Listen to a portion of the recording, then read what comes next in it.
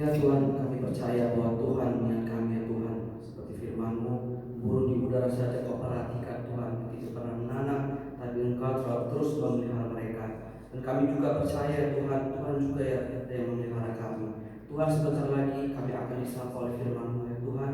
Tuhan berkati setiap kami, berkati anak-anak-Mu yang akan mendengarkan.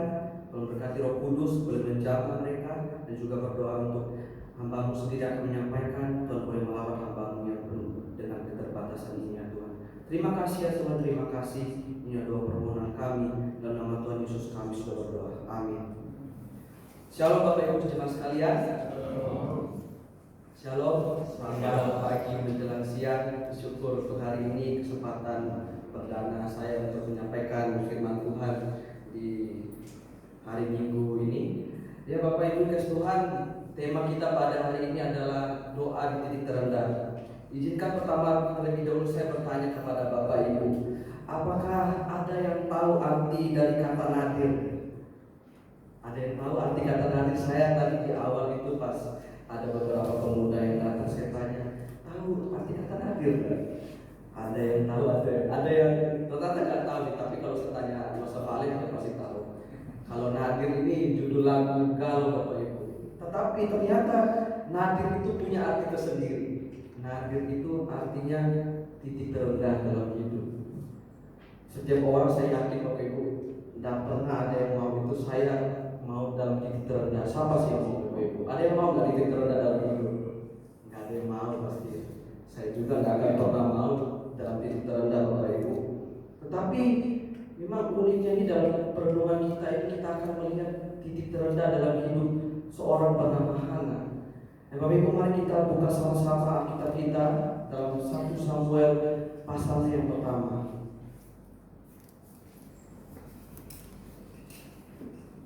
1 Samuel pasal yang pertama. Karena begitu panjang ayat yang akan kita bacakan, saya minta Bapak Ibu membaca dengan responsif. Kita akan mulai membaca dari ayatnya yang ke-8. Kita mulai baca dari ayatnya yang ke-8, kemudian sampai ayatnya yang ke-28. Ada banyak ayat yang akan kita bacakan. Saya akan baca yang ke-8, Bapak Ibu ayat 9 akan dilakukan secara responsif sampai dengan ayatnya yang ke-28. Oke, saya akan mulai dari ayatnya yang ke-8. Lalu Elkana suaminya berkata kepadanya, Hana, mengapakah engkau menangis dan mengapakah engkau tidak mau makan? Mengapa hatimu sedih? Bukankah aku lebih berharga bagimu daripada 10 anak laki-laki? Setelah mereka habis makan dan minum di Silo, berdirilah Hana, sedang menjadi duduk di kursi dekatnya pintu air suci Tuhan. Dan dengan hati pedih dia berdoa kepada Tuhan sambil menangis terseduh-seduh. Kemudian bersama dia katanya, Tuhan semesta alam, jika sungguh-sungguh engkau memperhatikan sengsara hamba-Mu ini, yang mengingat kepadaku dan tidak melupakan hamba-Mu ini, tetapi berikan kepada hamba-Mu ini seorang anak laki-laki, maka Kau akan memberikan dia kepada Tuhan untuk seumur hidupnya, dan bisa syukur tidak akan menyentuh kepalanya. Ketika perempuan itu terus-menerus berdoa di hadapan Tuhan, maka Eli mengamati mulut perempuan itu. Dan kata-kata berkata dalam hatinya, dan hanya dirinya saja yang bergerak, tetapi suaranya tidak terdengar. Maka ia menyangka perempuan itu mabuk. Lalu kata Eli kepadanya, berapa lama lagi engkau berlaku sebagai orang mabuk? Lepaskanlah dirimu daripada mabukmu. Tetapi dia menjawab, bukan Tuanku, aku seorang perempuan yang sangat bersusah hati. Anggur atau minuman yang memabukkan tidak kita minum, melainkan aku mencurahkan isi hatiku di hadapan Tuhan. Janganlah angkat hamba-Mu ini seorang perempuan dursila, sebab karena besarnya cemas dan sakit hati aku berbicara demikian lama. Jawab Eli, pergilah dengan selamat, dan Allah saya akan memberikan kepadamu apa yang engkau minta daripadanya. Sesudah itu berkatalah perempuan itu, biarlah hamba-Mu ini mendapat belas kasihan daripadamu. Lalu keluarlah perempuan itu yang memakan dan mukanya tidak muram lagi. Keesokan harinya, mulailah mereka itu bagi-bagi,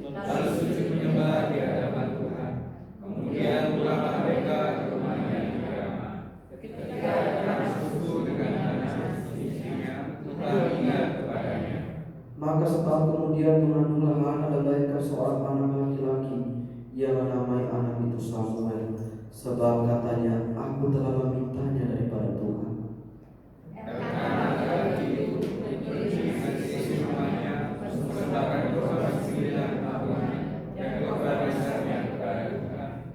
Tetapi Hana tidak ikut pergi, sebab katanya kepada suaminya, nanti apabila anak itu cerai susu, aku akan mengantarkan dia, maka ia akan menghadap kehadirat Tuhan dan tinggal di sana seumur hidupnya.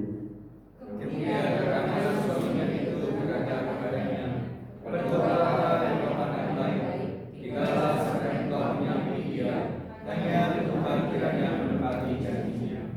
Jadi tinggallah perempuan itu dengan istrinya sampai selesai. Setelah perempuan itu menyambi anaknya, dibawanya dia dengan seekor lembu jantan yang berumur 3 tahun, 1 eva tepung dan sebuah anggur, lalu diantarkannya ke dalam rumah Tuhan di Silo. Waktu itu masih kecil betul anak itu. Setelah mereka membeli lembu, mereka mengantarkannya anak itu kepada dia. Lalu kata perempuan itu, mohon bicara tuanku, demi tuanku hidup. Akulah perempuan yang dahulu berdiri di sini dekat tuanku untuk berdoa kepada Tuhan. Untuk mendapatkan anak inilah aku berdoa, dan Tuhan telah memberikan kepadaku apa yang diminta daripadanya. Maka aku pun menyerahkan kepada Tuhan seumur hidup, terserahlah ia kiranya kepada Tuhan. Lalu sujudlah mereka di sana menyembah kepada Tuhan. Demikian jauh pembacaan kita pada pagi menjelang siang hari ini. Tuh, Bapak Ibu dikasih Tuhan berbicara tentang doa.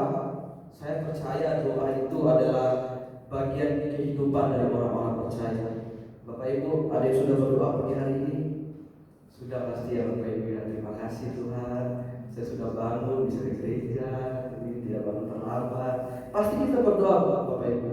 Dan saya setuju doa itu menjadi bagian penting dalam kehidupan orang percaya. Dan ada seseorang yang mengatakan bahwa doa itu adalah nafas bagi orang percaya. Setuju Bapak Ibu? Setuju ya? Doa itu adalah nafas bagi orang percaya. Tetapi Bapak Ibu, kalau kita melihat doa, seringkali doa kita itu malah kadang-kadang itu tidak dijawab oleh Tuhan. Kalau kita memang lihat di dalam perjanjian lama tuh orang-orang tuh terus-menerus berdoa kepada Tuhan, hendak meminta sesuatu kepada Tuhan, tapi menjadi masalah, Tuhan kenapa doa saya itu tidak dijawab? Kalau udah ngomong doa itu kadang itu sangat gimana ya, sangat susah dijelasin. Kadang bisa aja nanti jemaat tanya, Ustaz kenapa doa saya tidak dijawab? Aduh, gimana ya cara jawabnya? Sebenarnya itu tergantung isi hati kita sebenarnya Bapak Ibu. Tidak ada yang tahu. Tapi akhirnya muncul pertanyaan, apakah saya salah berdoa ya Tuhan? Atau saya itu harus naik ke gunung baru Tuhan itu baru mau dengar doa saya? Nah kalau teman-teman yang pernah pergi ke Aletheia, itu Aletheia itu ada gunung Arjuna. Gunung Arjuna Bapak Ibu. Saya pernah mendaki gunung Arjuna sebelum saya masuk. Jadi Losa saya itu ajak saya naik gunung untuk ya berdoa sambil refreshing lah. Di atas sana itu banyak tempat Bapak. Orang-orang di sana itu ketika ingin meminta sesuatu kepada yang mereka percaya, mereka itu naik gunung bawa Tuhan, saya minta ini, bla bla bla dan sebagainya. Apakah kita harus berdoa seperti itu Bapak Ibu? Ataukah kita harus berdoa itu seperti Daniel? Ya, Daniel itu kita tahu Bapak Ibu ya, dia menyediakan waktunya itu 3 kali dalam sehari itu untuk datang kepada Tuhan. Apakah kita itu harus berdoa seperti itu? Mari kita lihat sama-sama ya Bapak Ibu. Nah Bapak Ibu, kita akan melihat terlebih dahulu dalam latar belakang surat 1-2 Samuel ini ya. Surat 1-2 Samuel ini kalau kita lihat itu sangat panjang sekali. Makanya kitab ini itu menjadi 2 bagian. Tetapi memang kitab ini ditulis itu setelah bangsa Israel itu keluar dari perbudakan Mesir. Mereka membuat perjanjian dengan Tuhan di Gunung Sinai, hingga kemudian sampailah mereka di tanah perjanjian. Tetapi di sana itu seharusnya mereka itu menaati perjanjian dengan Allah. Nah Bapak Ibu, kalau Bapak Ibu perhatikan ya di dalam kitab Hakim-Hakim, di dalam pasal yang pertama saja itu Tuhan menyuruh engkau harus membasmi semua orang Kanaan. Tetapi apa yang dilakukan orang-orang Israel? Mereka tidak basmi. Mereka sisakan seperempat, sisakan sedikit. Tapi Tuhan bilang basmi, tapi enggak dibasmi Bapak Ibu. Dan itulah yang membuat Tuhan itu marah kepada orang-orang Israel pada waktu itu. Sehingga banyak mengatakan orang Israel itu gagal menjadi umat Allah. Mereka itu gagal disebut sebagai umat Allah. Nah Bapak Ibu, kalau Bapak Ibu perhatikan ya di dalam kitab Hakim-Hakim itu, jadi di dalam kitab Hakim-Hakim itu tidak ada raja di antara orang Israel. Orang-orang itu berbuat menurut apanya yang baik sudah.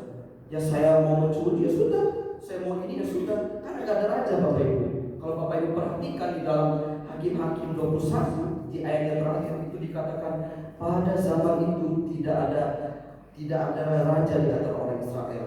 Setiap orang berbuat menurut apa yang menurutnya itu baik. Makanya orang Israel pada waktu itu sudah, saya kerjakan apa saja yang saya mau. Maka itulah lahirlah seorang pengamat Samuel. Nah Bapak Ibu, kalau kita perhatikan di dalam perenungan kita di dalam kitab 1-2 Samuel ini, kalau kita perhatikan ini menceritakan tentang tiga tokoh besar.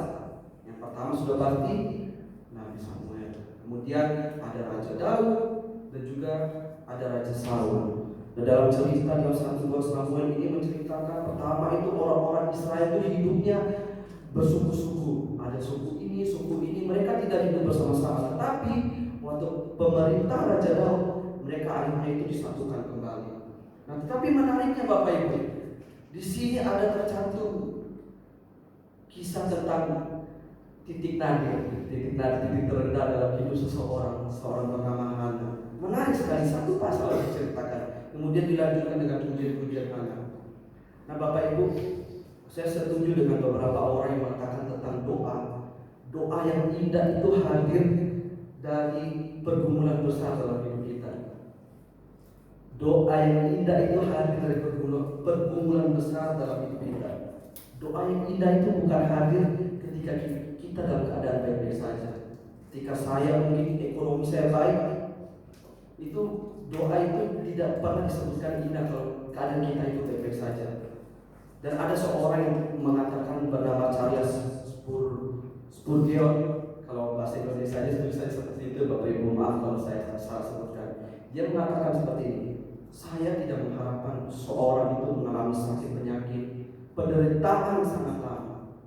Tetapi sesekali itu ada baiknya Bapak Ibu. Keluarga yang sakit, saya yang sakit, kemiskinan, fitnahan, mungkin memberikan pelajaran yang tidak dapat dipelajari dengan baik di tempat lain. Dan ujian membawa kita kepada realitas agama. Maksudnya apa Bapak Ibu? Keadaan sulit itu membawa kita untuk belajar apa? Mendekatkan diri kita kepada Allah. Dan itu makanya lahirlah doa-doa yang indah itu dari pergumulan besar kita, dari apa yang menjadi kesusahan besar dalam hati kita. Mari Bapak Ibu kita perhatikan melalui doa Hana ini, kita akan melihat bagaimana Hana melewati titik terendahnya ini. Yang pertama, ia datang kepada Tuhan. Dan Bapak Ibu, Hana terlihat ya di dalam bacaan kita tadi, ia begitu sangat sulit, tapi menariknya ia terus datang kepada Tuhan, terus berdoa kepada Tuhan.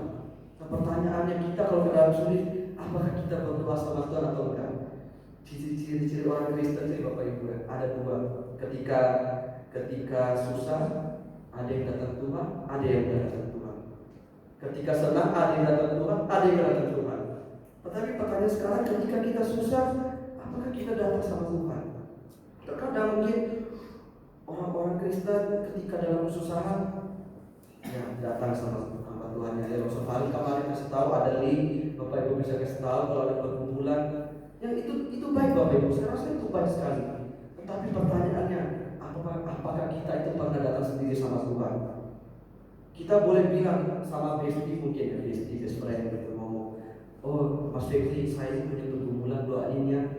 Gini, Mas Valen saya doain ya, saya ada pergumulan. Oh, tapi saya sendiri tuh nggak mau datang sama Tuhan. Itu sering sekali menjadi problem hidup kita Bapak Ibu.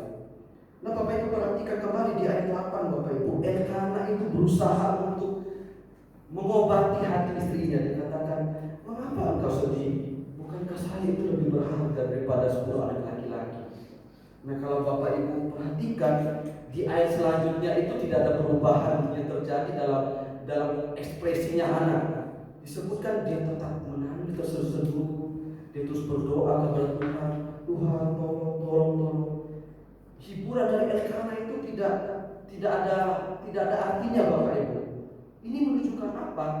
Bahwa Hana itu tahu bahwa pergumulannya ini bukan bisa ditolong dengan kehadiran suaminya, bukan bisa ditolong mungkin dengan orang lain, bukan bisa ditolong mungkin oleh kerabatnya dan lain sebagainya. Yang bisa menolong dia adalah Tuhan. Hiburan Elkana itu tidak membuat kondisi Hana itu berubah. Dia tahu bahwa yang bisa menolongnya itu adalah Tuhan. Nah, seringkali memang Bapak Ibu ketika kita menghadapi posisi ini, kita menjauh daripada Tuhan. Ya, saya juga jujur-jujuran aja Bapak Ibu ya. Ketika saya meminta sesuatu sama Tuhan, kalau nggak dijawab, ya sudah Tuhan, saya nggak percaya atau bisa jadi posisi Tuhan itu mulai digantikan. Saya nggak cocok sama Tuhan ini, saya lari ke sana. Tuhan ini mungkin bisa kali ya, bisa lebih ada. Kalau iklan-iklan lain itu tujukan satu permintaan, kalau dikasih langsung percaya. Nah, mungkin itu terjadi dalam kehidupan kita Bapak Ibu. Ketika menunggu sesuatu jawaban dari Tuhan, sudah lama Tuhan, ya udahlah, saya ganti. Tuhan, saya nggak mau punya batuan lagi, saya ganti dan sebagainya. Nah, Bapak Ibu dikasih Tuhan, saya pernah mengatakan ya di dalam renungan hari yang saya kirim itu tentang seorang bernama Daud ya. Seorang yang dianggap itu hidupnya itu dekat dengan Allah, seorang yang dianggap itu hidupnya itu bergaul dengan Allah. Tetapi yang terjadi adalah Tuhan tidak pernah janji hidupnya itu akan baik-baik saja. Dalam perjalanan hidup Daud, ketika sudah menjadi raja Bapak Ibu, masalah itu ternyata bukan tambah sedikit, tambah banyak. Masalah itu bukan hanya datang dari orang-orang yang memusuhi dia atau seterusnya, tetapi masalah itu datang dari dekat dari dirinya. Maksud Bapak Ibu tahu ya cerita Daud, dia itu dikejar sama anaknya sendiri. Orang-orang yang bersama-sama dengan dia itu berbalik ingin membunuh dia. Nah Bapak Ibu, itu juga yang terjadi dengan kehidupan Hana Bapak Ibu. Ia sangat menderita. Bukan hanya ada pandangan jelek dari orang-orang sekitar pada waktu itu Bapak Ibu, itu menjadi pandangan yang jelek bagi seorang Hana. Tetapi ada sebuah hinaan dari keluarganya sendiri. Bayangkan ya Bapak Ibu ya, ketika kita menjalani kehidupan, sudah ada musuh di luar, ternyata ada lagi musuh dalam rumah. Itu sangat tidak menyenangkan sekali Bapak Ibu. Tetapi walaupun dalam keadaan seperti itu Bapak Ibu, ia tahu kepada siapa dia menolong, sama dengan pemazmur Bapak Ibu. Dia tahu siapa sih Allah yang bisa menolongnya. Bukan orang lain yang bisa menolongnya, keluarganya sendiri kok bisa mau bunuh dia. Siapa lagi yang bisa menolongnya Bapak Ibu? Hanya Tuhan. Nah Bapak Ibu, kalau Bapak Ibu ingat ya, Mazmur yang terkenal itu Mazmur 121. Sampai ada lagunya, ku melayangkan mataku ke gunung-gunung, dari manakah datang pertolonganku? Pertolonganku itu ialah dari Tuhan yang mencipta semesta. Nah Bapak Ibu, kalau perhatikan kata Tuhan itu menggunakan kata Yahweh. Maksudnya apa Bapak Ibu? Pemazmur ini mau mengingatkan bahwa Tuhan yang dia sembah itu adalah Tuhan yang menciptakan langit dan bumi. Maksudnya apa Bapak Ibu? Permasalahan yang mereka hadapi itu tidak ada apa-apanya daripada Tuhan. Maka yang kita bisa melihat di dalam bagian ini, Hana itu percaya bahwa permasalahan hidupnya itu gak lebih besar daripada Tuhan. Dia percaya bahwa Tuhan itu yang bisa menolong dia. Nah pertanyaan sekarang Bapak Ibu, bagaimana dengan kita saat ini? Apakah kita percaya bahwa permasalahan yang kita alami sekarang itu lebih kecil daripada Tuhan kita yang maha besar? Apakah kita percaya Tuhan kita maha besar? Saya nggak tahu Bapak Ibu. Bapak Ibu bisa jawab dalam hati Bapak Ibu masing-masing. Yang kedua Bapak Ibu, dari doa titik rendah ini kita belajar dari Hana adalah ia menunggu dengan penuh pengharapan. Menarik ya Bapak Ibu, di dalam ayat 12 sampai 18 ada percakapan antara Imam Eli dan juga Hana. Imam Eli itu kira dia mabuk. Dia berdoa kepada Tuhan, Tuhan ini dan sebagainya. Anak ini dikira mabuk. Tapi uniknya Bapak Ibu, di dalam ayat 17 Imam Eli mengatakan bahwa Allah akan memberikan kepada Hana apa yang hendak dia minta. Lalu apa yang terjadi Bapak Ibu? Kalau kita perhatikan ada perubahan sikap dari seorang anak. Ia mau makan, mukanya tidak muram lagi. Nah, beberapa penafsir itu yang mengatakan ya Bapak Ibu, ini menunjukkan bahwa Hana itu adalah seorang yang memiliki spiritualitas yang sangat tinggi sekali. Mengapa Bapak Ibu? Dikatakan Hana itu merespons sebuah janji seolah-olah Tuhan itu sudah memberikan apa yang dia minta. Kalau Bapak Ibu perhatikan di bacaan kita tadi, Tuhan enggak langsung kasih apa yang Hana minta Bapak Ibu. Tuhan itu menjawab doa Hana itu 1 tahun setelahnya. Bayangkan Bapak Ibu, 1 tahun setelahnya Tuhan gak kasih, tapi kok anak ini bisa senyum, bisa sumringah gitu. Tapi kalau Bapak Ibu perhatikan, Hana itu bukan minta dari ketemu waktu dia sama Imanuel, dari bertahun-tahun itu dia sudah minta sama Tuhan. Nah, berbicara dengan menunggu ya Bapak Ibu. Wah, siapa sih yang mau menunggu Bapak Ibu? Ya contoh halnya yang saya lihat seringkali di Palu ini menunggu BBM ya Bapak Ibu. Menunggu BBM. Wah, saya sama Musa Farid itu sering keliling BBM satu sana sini dia sini rame bagi lagi sini rame. Rame, capek nunggu. Saya yakin Bapak Ibu nggak ada yang mau menunggu ya. Ada yang sini suka menunggu. Mungkin ada yang bilang, ya saya nggak bisa, tapi ada yang bilang, malas bosan nunggu lama, sido, suwe kata orang Jawa bilang. Nggak ada yang suka menunggu Bapak Ibu. Tetapi itulah yang dilakukan Hana. Dia menunggu respon daripada Tuhan itu 1 tahun setelahnya. Dan bahkan mungkin bukan 1 tahun Bapak Ibu, bertahun-tahun dia tunggu jawaban dari Tuhan. Wah, siapa yang bisa dia mau menunggu jawaban dari Tuhan itu bertahun-tahun? Nah, itu sangat sulit ya Bapak Ibu. Tetapi Hana menunjukkan kepada kita, ia menunggu respon daripada Tuhan itu dengan penuh pengharapan. Nah, pertanyaan bagi kita, apakah kita mau menunggu jawaban dari Tuhan atas apa yang hendak kita minta sekarang ini? Mungkin ada yang bilang, oke, saya tunggu Tuhan, saya kasih deadline 1 minggu ya Tuhan. Tuhan dikasih deadline 2 minggu ya Tuhan, 1 bulan, 6 bulan, 1 tahun, 2 tahun. Ya sudah Tuhan, udah gak ada deadline lagi, habis, tinggal Tuhan. Maukah kita menunggu dengan penuh pengharapan? Yang terakhir adalah bernazar kepada Tuhan. Doa Hana ini yang indah itu karena ada nazarnya kepada Tuhan. Nah Bapak Ibu, nazar yang diungkapkan oleh Hana ini kepada Tuhan, ini adalah penyerahan total anak yang akan menjadi nazar Allah. Nah Bapak Ibu, di dalam perjanjian lama itu hukum mengenai kenaziran itu tertulis dalam Bilangan 6. Orang yang menjadi nazir Allah itu akan menjadi, ia harus menjauhkan diri dari anggur, ia tidak boleh minum minuman yang memabukkan. Bahkan apabila mati ayah atau ibunya, saudara laki-laki atau saudaranya perempuan, janganlah ia menajiskan dirinya kepada mereka, sebab tanda kenaziran bagi Allahnya ada di atas kepalanya. Perhatikan di sini Bapak Ibu, Hana meminta seorang anak, tetapi di satu sisi dia itu mau kasih sama Tuhan. Nah bayangkan Bapak Ibu, dia mau seorang anak, tetapi dia mau memberikannya kepada Tuhan. Dan permintaannya ini seolah-olah apa yang saya minta itu bukan menjadi milik saya lagi, tapi miliknya Tuhan. Nah Bapak Ibu, kalau bisa perhatikan itu dikatakan di dalam bagian ini, ia memberikan anaknya itu setelah dia sampai menyapit. Mungkin kalau ibu-ibu tahu ya, menyapit itu mungkin sekitar umur 2-3 tahun itu dia kasih anaknya kepada Tuhan. Bayangkan Bapak Ibu, Hana itu bersama anak-anaknya itu, Samuel hanya 2 tahun, mungkin hanya 3 tahun. Setelah itu katanya apa? Bersama Tuhan. Dia biarlah tinggal sama Tuhan bersama ibu ini. Nah pertanyaan bagi kita semua sekarang Bapak Ibu, apakah di dalam doa kita itu kita pernah berdoa itu akhirnya kita akan mengarahnya kepada Tuhan, kita berikan lagi kepada Tuhan? Atau malah doa kita itu untuk kepuasan diri kita sendiri, atau untuk urusan perut kita? Dalam Roma yang dikatakan itu kadang untuk urusan perut kita sendiri. Nah Bapak Ibu, ini juga terjadi dalam kehidupan para murid ya. Ketika mereka bicara dengan Tuhan Yesus, Tuhan boleh nggak saya duduk di sebelah kiri kanan Tuhan?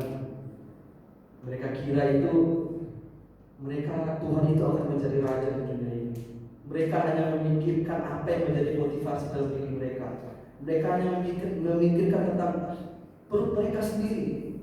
Tapi Tuhan bilang, engkau tidak tahu apa yang kau minta. Dalam Yakobus 4 ayat 3 misalnya Bapak Ibu dikatakan, atau kamu berdoa juga tetapi kamu tidak menerima apa-apa karena kamu salah berdoa. Sebab apa yang kamu minta hendak kamu habiskan untuk memuaskan hawa nafsu. Mungkin itu yang salah dari doa kita Bapak Ibu. Kita berdoa ternyata ada doa itu ada keinginan daging kita. Bapak Ibu ketika bicara tentang keinginan tentang doa ya Bapak Ibu, saya itu pernah berdoa itu mungkin 4 tahun saya minta doa sama Tuhan. Mungkin ada beberapa Bapak Ibu yang tahu, teman-teman pemuda yang tahu, dulu saya minta sama Tuhan itu saya ingin kejar satu cita-cita saya. 4 tahun saya kejar Tuhan, saya mau Tuhan, saya berdoa terus, saya melayani, main musik di gereja, datang ibadah terus. Tuhan saya mau jadi ini. Wah, Tuhan gak jawab. Dan saya merenungi sampai saat ini. Ternyata doa saya itu ada keinginan hawa nafsu saya. Wah, saya dulu Bapak Ibu, saya itu menjadi primo Bapak Ibu. Saya mau ikut agama saya. Wih, itu doanya saya itu setengah mati rasanya. Kakak saya seorang yang beragama Katolik, setiap jam 4 subuh bangun doa Bapak kami 50 kali. Doa Bapak kami satu, 1, 2, 3, 4, 5 sampai 50 kali itu saya lakukan setiap hari. Tapi doa saya itu sudah dijawab. Ternyata doa saya itu ada keinginan hawa nafsu saya sendiri Bapak Ibu. Nah, pertanyaan bagi kita sekarang ini, apakah doa kita itu sudah memikirkan hal-hal yang di atas, atau hanya kita ini memikirkan hal-hal yang di dalam diri kita sendiri? Tetapi Bapak Ibu, ketika saya merenungi tentang doa juga, seperti yang saya ceritakan barusan, saya merenungi tentang hal lain. Bagaimana kalau jika kita itu sudah berdoa seperti Hana? Saya sudah datang kepada Tuhan, berdoa bertahun-tahun, saya sudah menunggu dengan penuh harapan, saya sudah bernazar kepada Tuhan. Bagaimana kalau doa saya sudah dijawab? Itu menjadi pertanyaan lagi bagi hidup kita Bapak Ibu. Bagaimana kalau doa saya dijawab? Apa kita masih mengikut Tuhan? Bisa jawab sendiri Bapak Ibu ya. Ini saya sudah doa datang kepada Tuhan, bernazar, menunggu dengan penuh harapan. Bagaimana kalau doa kita tidak dijawab sama Tuhan? Saya pernah ya Bapak Ibu, bahwa dalam persekutuan remaja itu judulnya beberapa minggu lalu, My Only Comfort, satu-satunya perlindungan saya. Saya bilang begini, saya pakai ilustrasi itu pesawat yang jatuh Bapak Ibu. Bagaimana kalau kita itu dalam posisi kita itu menjadi penumpang pesawat itu? Kalau pesawatnya jatuh, kita berani nggak bilang Tuhan itu satu-satunya perlindungan? Saya tanya satu-satu Bapak Ibu. Ada yang bilang ya, ada yang bilang tidak. Tapi rata-rata itu yang tidak. Nah, maksud saya bilang tidak. Enggak masalah. Saya bilang satu-satunya perlindungan saya kalau saya mati karena kecelakaan. Tapi apa yang menjadi refleksi kita Bapak Ibu? Jika kita balik lagi, kalau doa kita tidak dijawab, tapi yang terpenting itu adalah Bapak Ibu, relasi kita dengan Tuhan itu bagaimana ketika kita menghadapi masalah. Bukan masalah doa saya dijawab, bukan masalah ini dan sebagainya, bukan masalah itu Bapak Ibu. Tuhan itu mau melihat bagaimana sedang keadaan susah itu. Tahu nggak siapa yang harus kita minta tolong? Kita harus minta tolong teman terdekat kah? Harus minta tolong sama sahabat kah? Kalau Hana berusaha menghibur Hana, apakah kita harus minta tolong pada suaminya? Kalau si Hana, enggak Bapak Ibu. Dia menunjukkan Tuhan yang bisa menolong. Nah, di akhir khotbah ini Bapak Ibu, saya akan mengajak kita melihat di dalam kehidupan seorang Daud kembali Bapak Ibu. Bapak Ibu tahu dalam kehidupan Daud itu dia mau ingin mendirikan bait Allah buat Tuhan. Tetapi apa yang terjadi Bapak Ibu? Itu ada nazarnya Daud Bapak Ibu. Dia mau mendirikan bait Allah. Tapi Tuhan bilang bukan kamu yang akan mendirikan bait Allah, tapi siapa yang mendirikan? Salomo Bapak Ibu. Tapi apa yang terjadi? Apakah dia kecewa sama Tuhan? Tidak Bapak Ibu, sampai akhir hidupnya itu dekat terus sama Tuhan, dekat terus. Nah itu yang dimaksudkan Bapak Ibu. Bukan permasalahan kita itu doa berapa kali sehari dan sebagainya, mau 5 kali, 10 kali. Tapi Tuhan mau untuk kita itu mempunyai relasi sama Dia, mempunyai relasi sama Dia. Nah Bapak Ibu, saya mengajak kita membuka satu bagian firman Tuhan terakhir. Kita akan bacakan di dalam Matius 6 ayat 8. Matius 6 ayat 8. Kita akan bacakan bersama-sama ya Bapak Ibu. Matius 6 ayat 8 ya Bapak Ibu. Kita akan bacakan bersama-sama 2, 3. Jadi janganlah kamu seperti mereka, karena Bapa mengetahui apa yang kamu perlukan sebelum kamu meminta kepadanya. Maksudnya apa dari bagian ini Bapak Ibu? Sebelum kita minta sama Tuhan, Tuhan itu tahu kebutuhan Bapak Ibu semua. Tuhan itu akan menjawab setiap kebutuhan Bapak Ibu, bukan keinginan Bapak Ibu. Ingat sekali lagi Bapak Ibu, Tuhan akan menjawab kebutuhan Bapak Ibu, bukan keinginan Bapak Ibu. Yang penting adalah relasi kita sama Tuhan itu bagaimana. Bagaimana saya berrelasi dengan Dia setiap hari, berrelasi dengan konsisten sama Tuhan. Kiranya pertemuan kita pada siang hari ini dapat memberkati kita semua. Mari sama-sama kita berdoa. Tuhan, terima kasih ya Tuhan. Kami bersyukur lewat pertemuan kami pada siang hari ini. Kami boleh disapa, kami boleh ditegur kembali, kami boleh mengoreksi kembali apa yang sebenarnya menjadi keinginan kami ya Tuhan. Apakah keinginan kami itu adalah keinginan Tuhan, atau ternyata itu adalah keinginan kami sendiri ya Tuhan. Tuhan, kami datang kepada-Mu Tuhan, ajar kami untuk mengerti apa yang Tuhan ingin dalam hidup kami, bukan apa yang aku ingin dalam hidupan kami sendiri ya Tuhan. Terima kasih ya Tuhan, terima kasih. Tolong berkati setiap kami sudah mendengarkan firman-Mu. Biarlah firman-Mu ini terus menjadi rema dalam kehidupan kami ya Tuhan. Terima kasih ya Tuhan, terima kasih. Inilah doa permohonan kami dalam nama Tuhan Yesus, kami sudah berdoa.